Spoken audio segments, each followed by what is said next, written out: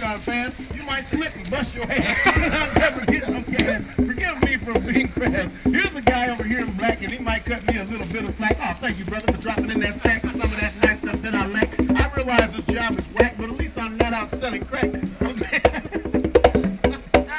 now that beautiful lady there in the tan, are you with that handsome man? Smile, lady, don't be sad. Your husband ain't that bad. Look at the job he could have had. At least I'm not your baby's dad. And you'd be really mad. See, she already glad.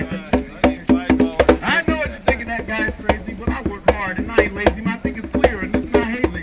I appreciate those that pays me. Here's some fellas walking through. Those cool brothers here in the black and blue. Maybe they know just what to do. They might come drop me some too. Young man, you look cool. Make sure you stay in school. Cause remember, if you act dumb, you could be out here playing this drum. And even though this look like fun, don't let this happen to you, son. Look at that lady over there, so pretty. Loveliest in the whole city. I even got to the nitty gritty, and she never threw nothing in the kitty, and I'm starting to feel really... Never mind.